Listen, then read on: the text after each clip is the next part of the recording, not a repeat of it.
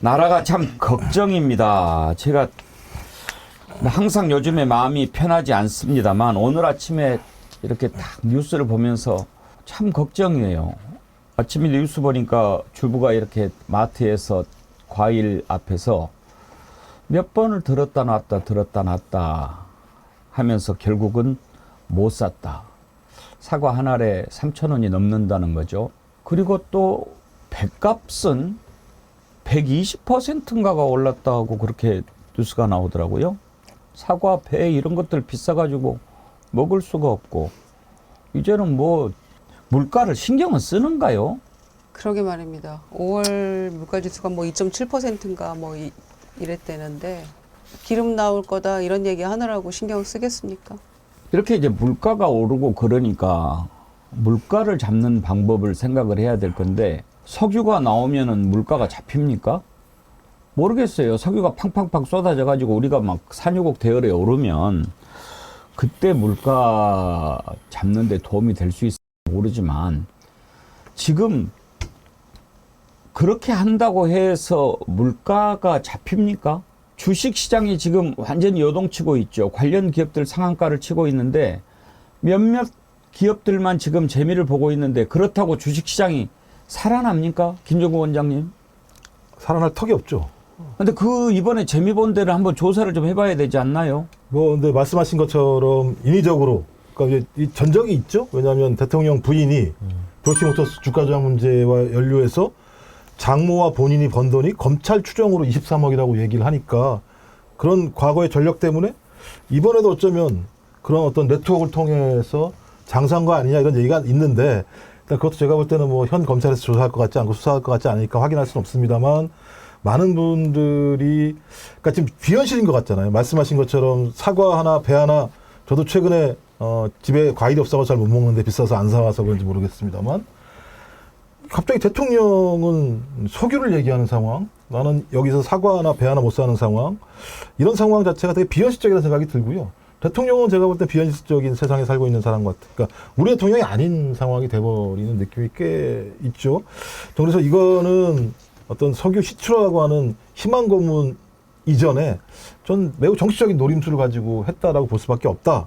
그래서 누굽니까? 이준석 의원이 그런 얘기했죠. 석유? 김정숙? 뭐 이렇게 얘기를 하면서 석유와 김정숙 여사에 대한 문제 제기는 궁극적으로 70대 이상, 그다음에 TK 지역의 지지층들을 소위 결집시키려고 하는 정치적 이벤트 아니냐 이렇게 문제 제기하는 거 있지 않겠습니까? 전 그런 측면에서 좀 정확하게 우리가 국민들이 사실을 직시하고 파악을 하고 대통령 말에 제발 부탁인데 희망 고문을 갖지 않았으면 좋겠습니다. 윤석열 대통령이 이제 박정희 따라하기 하는 것 같아 보입니다. 박정희 때도 쇼를 한번 했지요. 그때도 물가가 엄청나게 올랐어요. 76년 1월 연두 기자회견 때 석유가 발견됐다고 난리를 쳤는데 73년에 1차 석유 파동이 있었습니다. 그래가지고 물가가 20%까지 상승했거든요. 그걸 어떻게 타개해볼까 하다가 이제 석유 발견됐다 이렇게 생쇼를 했는데 그래도요 차이가 있습니다. 그때는 시추를 했어요. 시추한 다음에 발표를 한 겁니다. 시추를 했는데 나왔다. 그런데 이렇게 앞으로 할 생각이다. 나름 솔직했어요. 저는 그때 이걸 사기치자라고 해서 하지는 않았을 것도 같아요. 그냥 그 독재자한테 잘 보이기 위해서 막 이런저런 보고를 했을 것 같은데 지금은 냄새가 나요. 아예 사기 냄새가 나요. 왜? 적어도 시추를 해서 나왔다. 그럴 때 대통령이 발표를 해야지 엄청나게 묻혀 있을 가능성이 있다. 그걸 발표를 합니까? 박정희 때 궁금하시죠? 정말로 어떻게 발표했을지 저희가 옛날 자료를 막 뒤져가지고 찾아봤어요. 1976년 1월 박정희 대통령 연두 기자회견 당시 석유 발표한 내용 한번 보시죠. 금년 연초에 들어와서부터 한간에 우리나라에 석유가 나왔다 해서 큰 화제가 돼 있는 것 같습니다. 작년 연말 12월 초라고 기억을 합니다만 우리나라 영일만 부근에서 우리나라에서는 처음으로 석유가 발견된 것은 사실입니다. 이것은 우리나라 기술진에 의해서 오랜 탐사를 한 결과 또 시추를 한 결과 한 서너 개 공을 시출했는데 그중에 한 군데에서 가스와 석유를 발견을 했습니다. 저 때만 해도 발표를 이렇게 하지 않습니까? 시추를 했다. 그랬는데 나왔다. 그래서 이제 좀 더 조사를 해봐야 되겠다. 이렇게 얘기를 한 거예요. 신은기 변호사님, 시추라도 해보고 발표를 해야 되는 거 아닙니까? 그러니까 저는 사실 윤석열 대통령이 석유가 포항 앞바다에 매장되어 있을 가능성이라는 그 메시지를 현직 대통령의 입술을 통해서 발표하는 거 보면서 참 너무나도 대통령이 국정 운영을 가볍게 생각하거나 뭐 그래서는 안 되지만은 정말 국민들을 속이려고 드는 거 아닌가라는 생각을 지울 수가 없었습니다. 왜냐하면 뭐 가능성만 갖고 얘기하자 그러면은 대한민국이 엑스포를 유치할 가능성이 있었죠. 근데 윤석열 대통령이 어떻게 됐습니까? 전 세계에 그렇게 돈 쓰고 돌아다녔는데 결국 나온 건 29표라는 초라한 성적표밖에 없었거든요. 그렇다면 이번에도 전 국민을 상대로 해가지고 마치 무슨 우리나라가 산유국이 되는 것 같은 그런 엉뚱한 희망을 심기 위한 대통령의 그런 정치적 노림수 아니냐, 이런 비판이 올 수밖에 없는 거고요. 또 하나는 지금 뭐 이거 물리탐사 단계부터 뭐 굉장히 지금 약소한 업체에다가 지금 그 수주를 줘가지고 지금 했다라는 것이고, 어떤 국책 사업을 할 때는 우리가 경제 타당성 조사들을 다 하게 돼 있거든요. 근데 윤석열 정부 들어와서는 양평 고속도로에서도 예비 타당성 조사 다 어겨가면서까지 권력자들의 그 땅으로 노선이 바뀌는 이런 것도 우리가 봤기 때문에 이번 이 석유 논란도 뭔가 대통령이 이 안에 어떠한 개인적인 사익을 취하는 거 아닌가라는 의구심부터 어떻게 국가의 이런 중요한 정책을 대통령의 기분에 따라서 좀 정하는 거 아닌가라는 의구심까지 나오면서 저는 국민들을 상당히 좀 무시하는 그런 처사 아닌가라는 생각이 좀 들었습니다.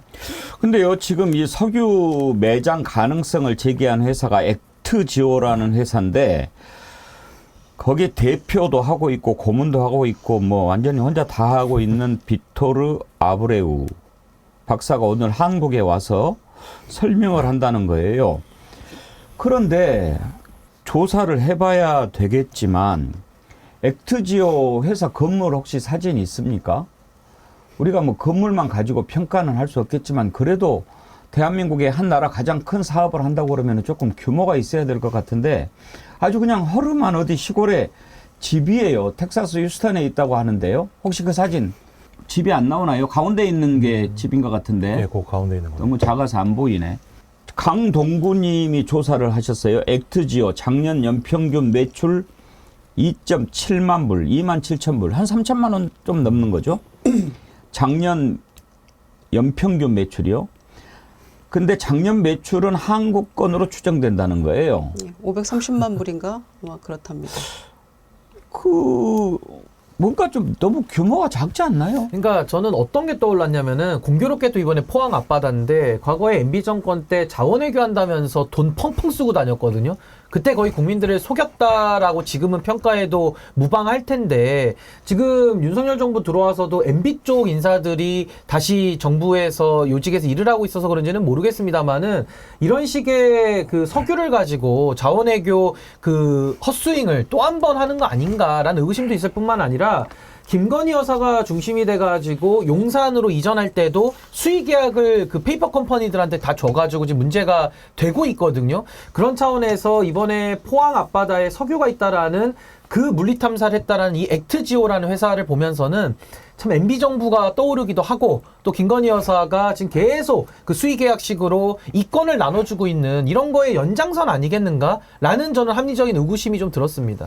너무 집이 아담하지 않습니까? 뭐 지금 온다고 하는 빅토르 아브레우 박사가 여기 대표를 하다가 이제 고문한다고 그러는데 일단 정부가 여기에 대해서 논란이 많이 있으니까 불러서 설명을 하는 것 같은데 적어도 우리가 좀 믿으려면 그동안의 시추 성과라든지 어떤 것이 나와야 되는데 지금 조사된 바로는 특별한 게 없더라고요, 김정은 원장님. 예, 좀 제가 볼 때 레퍼런스가 없어요. 딱 하나예요. 그냥 엑선모빌에서 디젤 그룹장을 했다라는 거 하나밖에 없는 상황이고 지금 만들어진 회사가 다 아시겠습니다만 어떤 용역을 하나 주려고 그러면 그 용역을 하는 회사가 그간 얼마 동안의 업적 레퍼런스가 있어야 된다라고 하는 기준들이 있는데 저는 소위 석유공사가 어떤 기준으로 여기다가 맡겼는지 잘 모르겠고 또 어떤 내용이 왔는지도 모르겠고 아니 세상에 어떤 보고가 왔으면 그 보고서를 먼저 공개하는 게 핵심적인 건데 아브레이가 직접 와서 설명을 하겠다는 거잖아요. 아브레기가 아니고 아브레유. 예. 예. 제 말을 갖다 좀 이상하게 맞죠. 근데 보면 무슨 생각이 나냐면 그 기억나세요? 일본 핵 오염수 투기했을 당시에 예. 그 옥스퍼드 명예교수라고 하는 앨리슨 명예교수가 와서 야 내가 오염수 10리터를 마실 수 있어라고 얘기를 하면서 완전히 이 핵 오염수 문제의 본질을 갖다가 전도를 시켜버렸던 측면들이 있는 건데 아마 그때 기억을 가지고 직접 와서 현란한 뭐 전문적인 말 몇 마디를 하면 아 당신들은 바보 같아 전문가들이 얘기하면 그 말이 맞다고 인정하면 되는 것이지라고 하는 식으로 넘어가려고 하는 건지 아닌가의 문제 하나랑 또는 아까 자원외교 말씀하셨는데요. 아마 지금 4대강 사업이 한 23조 정도가 들었던 걸로 알고 있는데 자원외교로 30에서 50조 원을 날려먹었던 게 MB 정부였었어요. 그리고 더 중요한 문제는 소위 이렇게 MB 정부에서 해먹었던 자원외교 문제와 관련해서 이 정부가 그런 방식으로 물타기를 하려고 하는 것이 아니냐라고 하는 것 거기에 전제는 이제 여러분 다 아시는 천공의 발언이 있는 거죠. 예. 갑자기 천공이 2주 전에 우리 산유국이 안 될 것 같냐? 우리도 산유국이 된다? 이거 1월 달에 얘기했다는 것 같다. 이제 5월 16일 날 얘기했다는 건데 1월 달부터 이 내용을 알았으면 이 천공이 이거 용역 준 것도 안 거 아니야? 이런 느낌이 드는 생각 그런 생각 당연히 들죠. 그죠? 1월 달에 갑자기 뜬금없이 예. 그 선거가 시작될 직전 1월 달쯤에 사람들 모아놓고 아무리 질문이 있다고 하더라도 우리 산유국이 될 수 있어라고 얘기하는 건 어떤 다양한 정보들에 접근하지 않았으면 이런 얘기가 뜬금없이 나올 턱이 있을까? 이런 생각이 들어서 야 이거 되게 큰 문제가 있는데 국정농단이라고 하는 게 이렇게 다 벌어지는 거겠구나. 이게 사실이라면요. 그러니까 예. 이 액트지오가 어떻게 해서 이 액트지오를 선정해서 그 물리탐사 과정을 거쳤는지 또 경쟁사가 있었는지 이런 것들에 대한 좀 소상한 설명이 필요하지 않을까 싶어요. 뭐 규모는 작아도 어차피 프로젝트에 따라서 뭐 그때그때 모여서 협업하는 식으로 하기 때문에 문제 없다. 뭐 이런 얘기들을 하고 있는데 사실 대통령이 6월 3일 날 아침에 갑자기 지금 이 얘기를 국정브리핑이라고 했잖아요. 그리고 어제 하루 지났거든요. 그런데 지금 석유공사 뭐라고 얘기하냐면은 이 부분에 대해서 소모적인 논란이 이어지고 있기 때문에 이 사람을 불렀다. 그래서 소상히 설명하게 할 거다라고 얘기하고 있는데 하루 됐거든요. 그럼 그 사람은 대통령 발표하고 하루 만에 지금 이 논란이 막 이어지고 있다. 이렇게 과장된 어법을 쓰고 있는데 충분히 합리적 의심을 할 만하니까 국민들은 의구심을 갖고 있는 것이고 어떻게 해서 이 회사가 선정됐는지에 대한 설명조차도 없잖아요. 그리고 이 액트지오가 작년 연말에 35억 배럴에서 140억 배럴 정도가 묻혀 있을 가능성이 있다라고 우리 정부에게 알려줬다는 것이고 그래서 어제 우리가 그런 얘기 했잖아요. 그 정보가 누군가를 통해서 공유가 됐기 때문에 천공이 1월 달에 갑자기 석유가 나올 수 있다 이런 얘기를 했고 그게 이제 2주 전에 업로드 된 거 아니냐라고 이제 우리가 추론을 했었잖아요. 그러니까 일련의 상황들이 굉장히 석연치 않죠. 수많은 회사들이 있을 텐데 액트지오가 선정이 왜 됐는지에 대한 설명부터 시작이 되어야 적어도 정부에 대한 신뢰가 어느 정도라도 생길 거 아니겠어요? 그런데 파봐야 돼 일단 그 정도 얘기를 할 거면서 이 회사는 굉장히 신뢰할 만하다라고 지금 입으로만 떠들고 있는 거잖아요. 지금 천공 얘기가 나오면서 이게 더 이상해졌어요. 김용민 의원 천공의 그림자가 어른거린다라고 얘기했는데 들어보시죠. 중대한 발표에 또 천공의 그림자가 보인다라고 여기저기서 말들이 많이 나오고 있습니다. 우연의 일치이기를 바랄 뿐입니다. 게다가 걱정되는 것이 또 있습니다. 혹시라도 윤석열 정부의 특기인 주가 조작의 의도라도 있다면 큰일입니다. 저걸 지금 걱정하는 겁니다. 국민들이. 저만 그렇게 걱정하겠습니까? 이 얘기를 딱 듣는 순간 그리고 주식이 막 몇 군데가 상한가를 쳤다고 하는 순간 국민들은 그걸 떠올립니다. 어떤 분은 천공을 떠올리고 어떤 분은 김건희를 떠올립니다. 주가 조작 전문가들 뭔가 또 작업하는 거 아니야? 천공 얘기 다시 한번 좀 들어보실까요? 이게 이제 앞으로 시대가 첨단으로 가기 때문에 첨단인 시대에는 대한민국에 있는 그렇게 우리 한반도에 있는 이 강물질들이 엄청난 값으로 쓸 수 있는 것들이 여기에는 파면 다 나와. 없어서 못하는 게 아니에요. 아직까지 우리가 질이 약하니까 그런 걸 손댈 수가 없었던 거고 이런 거지. 우리가 뭐 산유국이 안 될 것 같아. 앞으로 돼. 이 나라 저 밑에 지금 이 업계 쓰고 저 석유 많아요.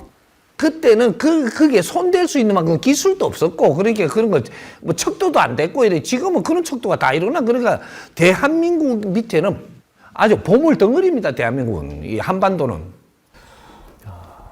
다 있다는 거 아니에요. 그러니까 이게 굉장히 심각한 게 지금 천공이 정권 초기부터 용산 이전부터 이야기가 나왔고요. 또 당시에 대학 수능 시험 관련된 킬러 문항 할 때도 얘기가 나왔었고 또 의정 갈등 때도 이야기를 먼저 하면서 뭐 해결책까지 다 제안해주는 그러다가 지금 이 석유 관련해서도 천공 방송이 먼저 대통령실보다 먼저 떠들었다 해가지고 지금 이렇게 의혹이 증폭이 된 건데요.